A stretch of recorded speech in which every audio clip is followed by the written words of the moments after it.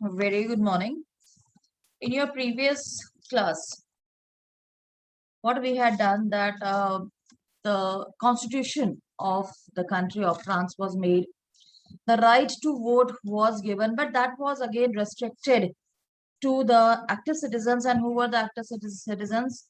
The men who was above the age of 25 and was a taxpayer, or we can see was paying the tax equivalent to the 3 days wages of a labor. And if that person had to contest the elections, that he had to be in the highest bracket of the taxpayers. So bottom line ये रही कि जो voting rights मिले थे constitution के बाद, that was also given to the rich people there, right? जो rich wealthy people थे उस समय के, उनको right मिल गए थे, चाहे वो किसी भी state के हैं, और जो poor थे वो फिर again they were left behind. Women was left behind, and even the poor people, they were also left behind. और उसके बाद ये जो constitution बना था, it had abolished the monarchy, और इस constitution को the Louis XVI he had accepted also. And it started with the Declaration of Rights of Men and Citizens.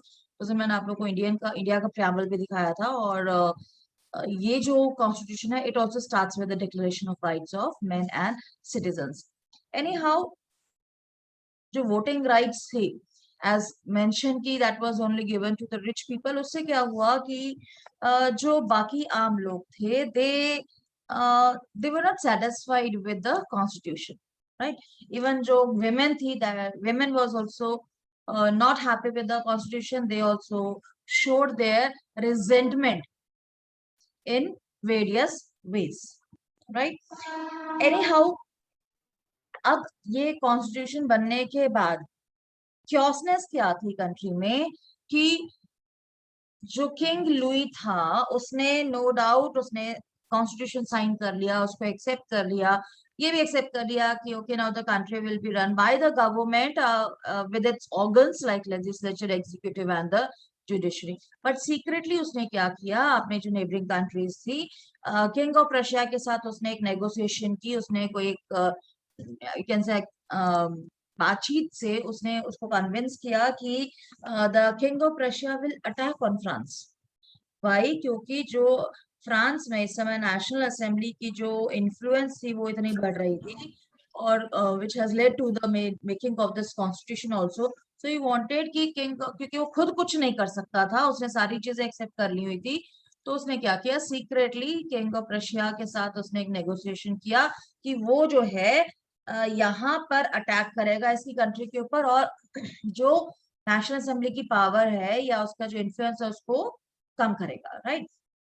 इसके अलावा और क्या प्रॉब्लम हुई कि जितने भी नेबरिंग कंट्रीज थी, दे वर वरीड कि फ्रांस में ऐसा कुछ हुआ है, फ्रांस में इतना बड़ा रेवोल्यूशन हुआ है, it has abolished the monarchy also, तो उसका इन्फ्लुएंस इनके ऊपर ना पड़े, क्योंकि सब जगह उस समय मोनार्की ही थी, राइट? तो बाकी जो कंट्रीज, नेबरिंग कंट्रीज थी, ऑल्सो बिलीव कि अगर ऐसा ही रेवोल्यूशन हमारे यहाँ पे भी हो गया तो हमारी मोनार्की जो है वो भी खतरे में आ जाएगी, right? So they also wanted, they were planning, जो नेबरिंग कंट्रीज थी वो ये प्लान कर रही थी कि वो अपनी आर्मी जो है वो यहाँ भेजेंगी फ्रांस में, और फ्रांस के ऊपर अटैक किया जाएगा, और जितनी भी एडवांसमेंट्स है उसको रेस्ट्रिक्ट कर दिया जाएगा. लेकिन इससे पहले कि ये सब होता या नेबरिंग कंट्रीज अटैक करती, जो नेशनल असेंबली थी जिसने कॉन्स्टिट्यूशन बनाया था, उन्होंने एक आप कह सकते हैं एक प्रपोजल रखा, और उसे पास भी किया गया. प्रपोजल ये था कि नेशनल असेंबली ही अब नेबरिंग कंट्रीज जैसे रशिया है, ऑस्ट्रिया, उनके ऊपर अटैक कर रही है. और ये जो प्रपोजल था, it was passed also, and thousands of volunteers, जब नेशनल असेंबली ने ये डिसाइड किया कि इससे पहले कि कोई और इनके ऊपर अटैक करे, यही नेबरिंग कंट्रीज के ऊपर अटैक कर लें, तो ऐसे में thousands of volunteers were there who came forward, who volunteered to join the army, right? क्यों ये जो वॉर थी अब इनकी, it was not only against Louis 16, it was seen as the war against the monarchies or the kings or the aristocrats और nobles all over the Europe. ये symbolic बन गया। अब ये सिर्फ एक कंट्री की मोनार्की को खत्म करने के लिए नहीं था, नाउ इट वाज देयर कि पूरे यूरोप से जो मोनार्की है उसे, या किंग्स की जो पावर है उसे हटा के एक other form of government is to be placed. और उस समय की नेशनलिज्म की फीलिंग लोगों में बहुत ज्यादा आ गई थी। कितने पेट्रियोटिक सॉन्ग्स जो थे दैट वर आल्सो संग। एक था मर्सियस, जिसे हम प्रोनाउंस करते हैं Marseillaise. It was composed by the poet Roget de Lisle, और ये वॉलंटियर्स जो थे उन्होंने इसको गाना शुरू कर दिया। और अब आज के टाइम पे ये जो मर्सियस है, it is the national anthem of France. Right, so ये जो पेट्रियोटिक सॉन्ग्स थे उसने लोगों के ऊपर इतना असर डाला कि they wholeheartedly volunteered to participate in this struggle. और सिर्फ ये आप कह सकते हैं पॉलिटिकल फ्रंट पे ही ऐसा कुछ नहीं हो रहा था। I mean in the every section of the society some or the other events were going on, right? So अब ये था कि वॉर जो थी that was there।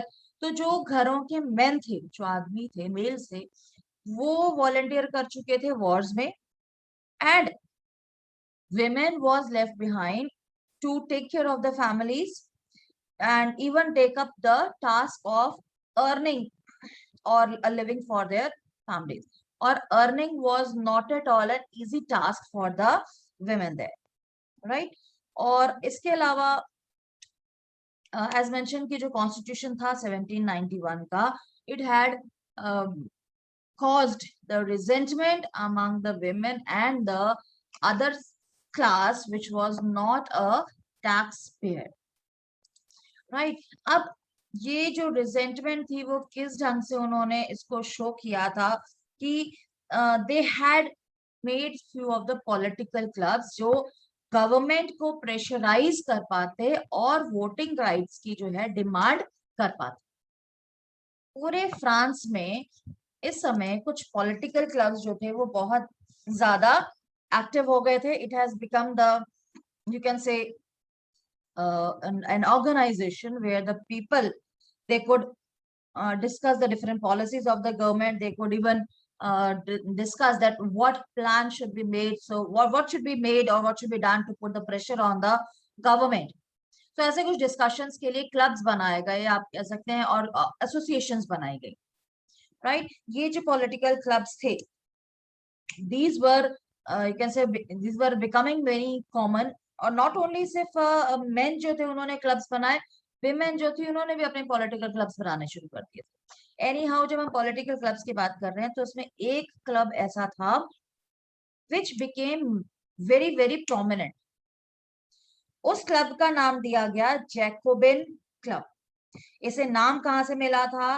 From the former convent of Saint Jacob in Paris. Paris में कि Saint Jacob रहे होंगे जिनका कॉन्वेंट था, या आप कह सकते हैं कॉन्वेंट जो होता है दैट बिल्डिंग और constructed area which is normally there for the religious purposes. जैसे यहाँ पर डेरे होते हैं या आई मीन कोई रिलीजियस प्लेसेस के लिए पूरे बिल्डिंग्स होती हैं, तो वैसे वहां पर क्या कॉन्वेंट कहते हैं उसको, जहाँ पर the teachers or the preachers they stay there, right? So वो कॉन्वेंट के नाम पर इस क्लब का नाम रखा गया जैकोबिन क्लब। अभी जो जैकोबिन क्लब था that was of the common people, right? Common people, वो जिन्हें अभी वोटिंग राइट्स नहीं दिए गए हैं, राइट?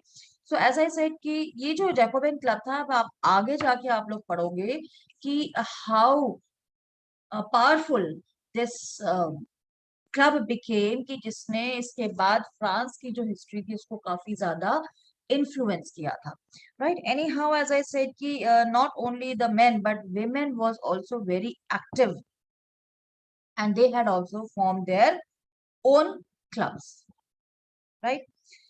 Anyhow, as mentioned कि जो जैकोबिन क्लब्स थे इसमें लोग कौन से थे? कॉमन लोग थे जिन्हें वोटिंग राइट्स नहीं दिए गए थे, टैक्स पेयर्स नहीं थे। इट मींस कि लेस वेल्दी थे, लेस वेल्दी थे, या आप कह सकते हैं पुअर भी कह सकते हैं आप, but yes these were not at all given the right to vote, right?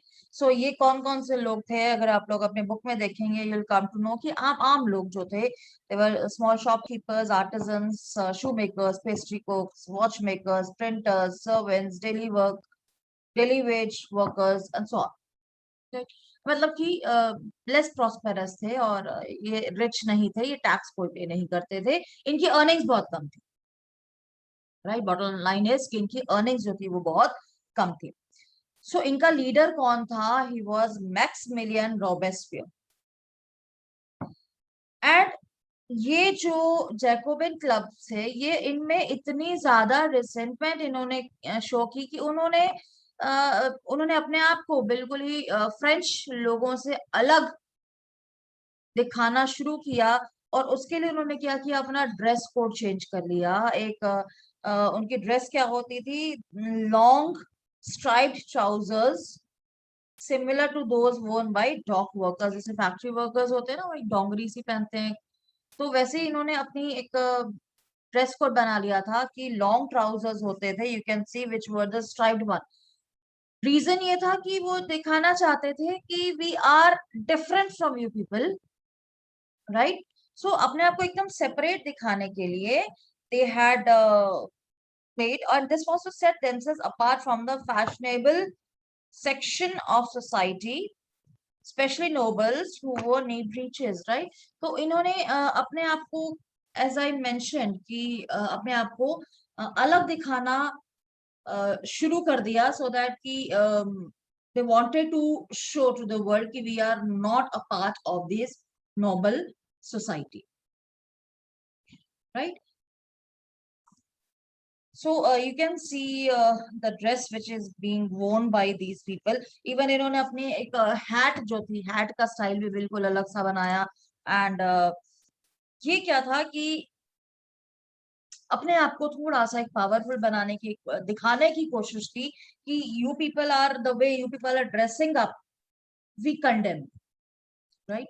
ये सिर्फ एक ये दिखाने के लिए था कि whatever now we are wearing, that will be worn by the common people, and what you are wearing, we are condemning the fashion which is being used by you people. So anyhow इन्होंने क्या किया, सी पहले France में क्या होता था, नी breaches जो होती है, ये एक तरह का sort of you can say not a dress code, but yes, France में क्या था कि मेन जो थे वो नी के नीचे था, राइट। शॉर्ट ट्राउजर्स जो थे वो पहनते थे, जैसे आप लोग आजकल वो कहते हैं 3/4 कहते हो, राइट। आप लोगों को याद होगा कैपरीज जो आप लोग कहते हैं, तो उसे ही ये लोग नी ब्रीचेस कहते थे, because these were the short of trousers which were worn by the main just below the knees. जैसे आप लोग कैपरीज कहते हो, वो उसे नी ब्रीचेस कहते थे।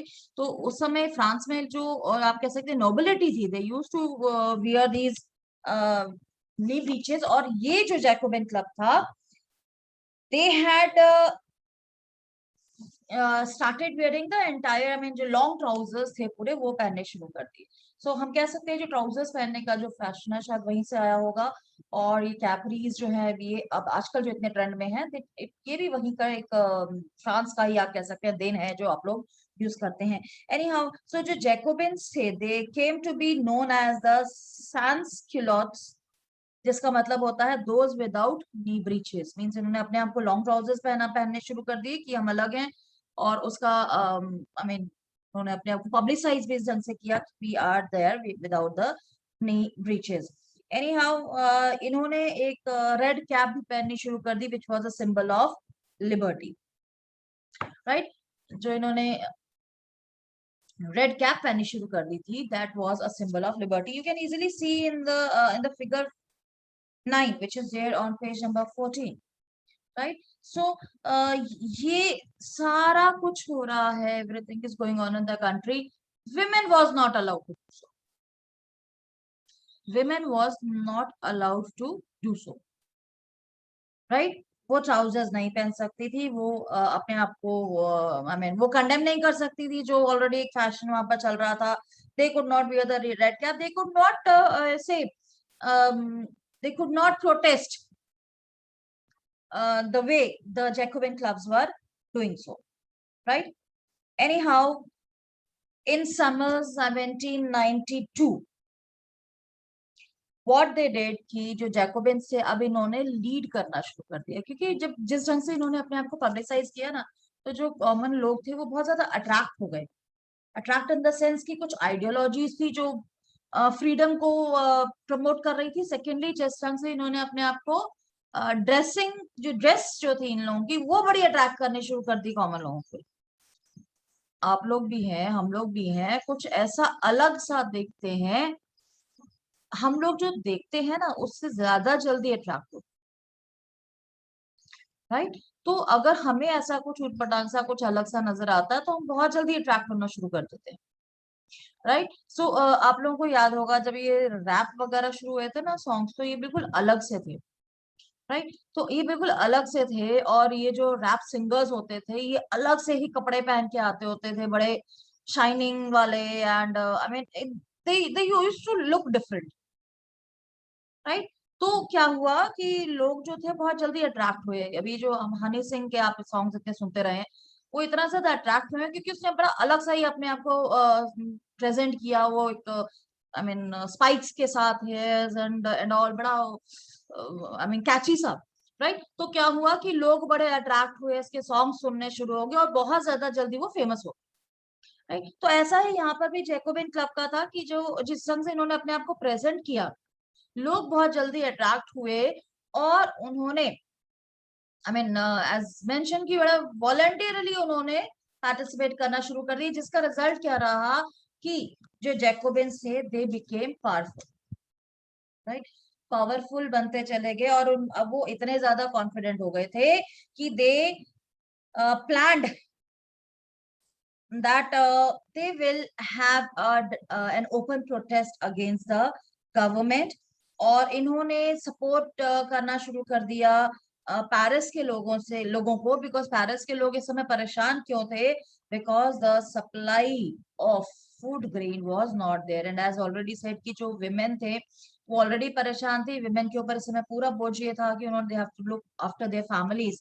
सो what happened ki these section of the France that was promoted by the Jacobins, and as mentioned कि लोग इतने ज्यादा परेशान हो चुके थे कि रेवोल्यूशन के बाद भी जो कंडीशन थी वो कंट्रोल में नहीं आ रही थी, और पॉलिटिकली तो आप कह सकते हैं कि शायद थोड़ी बहुत स्टेबिलिटी थी, बट सोशल और इकोनॉमिक कंडीशंस जो थी वो बहुत पुअर होती जा रही थी। एज ऑलरेडी मेंशन कि जो मेन थे they were in war, and the women they had to feed their families, और फीडिंग के नाम पर क्या था कि जो ग्रेन्स की सप्लाई थी वो बहुत कम हो रही थी, और उसके जो प्राइस थे वो बहुत इंक्रीज हो रहे थे। ये ऑलरेडी हम पढ़ चुके हैं, because of the high rise और increase in the population of France, कि ये जो स्थिति थी कि short supply and high prices of the food grains was there. So what happened कि 1792 में ही जो जैकोबिन्स थे, they with many of the common people, they stormed the palace of the king there। उन्होंने किंग के guards को भी मार दिया, और किंग को इन्होंने कैप्चर कर लिया, इसको होस्टेज रख लिया, उसको बंदी बना लिया, right. King Louis 16 he was kept, or he was held as the hostage for several hours, and later the assembly voted to imprison the royal family। उसके बाद जो नेशनल असेंबली थी उन्होंने इस चीज को माना कि जो पूरी रॉयल फैमिली है उसको पकड़ लिया जाए, उन्हें इम्प्रिजन कर दिया जाए, जेल में डाल दिया जाए। क्यों? क्योंकि जैकोबिन्स, जैसे मैंने बताया कि बहुत बहुत एक स्ट्रॉन्ग पॉलिटिकल क्लब बनता जा रहा था। सो इसी मोमेंट पे इलेक्शंस किए गए, जो फैमिली थी, रॉयल फैमिली थी, उन्हें इम्प्रिजन कर दिया गया, एंड एज मेंशन कि immediately elections were held, and now the change was there in the constitution that every man above the age of 21 regardless of wealth, चाहे वो टैक्स पेयर है या नहीं है, उसका प्रॉपर्टी है कि नहीं है, सिर्फ a man above the age of 21 could, right. ये जो एक प्रोविजन था ये अब बनाया गया कि वोटिंग राइट्स में चेंजेस किए गए. Now one more elected assembly was made, that was the convention. You people need to underline, the newly elected assembly was called the convention. जब elections हुए तो अब जो new assembly बनी उसका नाम रखा गया convention. और convention ने सबसे पहले अभी क्या काम किया कि the monarchy was abolished, right? जब 1789 का जो revolution था उसमें the power of monarch was limited, was made limited, right? Monarchy खत्म नहीं की गई थी, मोनार्क की जो पावर्स थी उसको लिमिट कर दिया गया था, राइट? वेयर एज अब ये जो सेकेंड फेज आया, राइट? सो अब जो कन्वेंशन थी उसने मोनार्की को टोटली अबॉलिश कर दिया and France was declared a republic. Republic क्या होता है? जहां पर कोई भी एक्सटर्नल फोर्सेस नहीं होती हैं. The country has a right, or it is you can say deciding its internal and external affairs, right? So यहाँ पर अब जो लोग थे, they were in a position, they were having the right to elect their government, right? So अब जो लोग थे वो elect कर सकते थे और कोई भी hereditary monarchy नहीं. अब जो लीडर है कंट्री का वो elect होगा, वो monarch नहीं होगा. hereditary post जो थी वो abolish कर दी गई कि nothing hereditary will be there. और किंग लुई के साथ क्या हुआ? That he was sentenced to death by a court on the charge of treason. अब जो असेंबली थी उसने इसके ऊपर चार्ज लगाया गया देशद्रोह का. प्रिजन होता है देशद्रोह, and he was charged with this charge of treason. And 21st January 1793 he was executed publicly at the Place de la Concorde. I mean वो जगह थी वहां पर जहां पर इसको पब्लिकली हैंग किया गया था. और कुछ टाइम बाद the same fate was met by the Mary Antoinette, where she was also publicly executed by the assembly there, right? So ये इसके बाद क्या हुआ कि after the execution of king and the queen, what was the political condition of France, that we will do in tomorrow's class, right?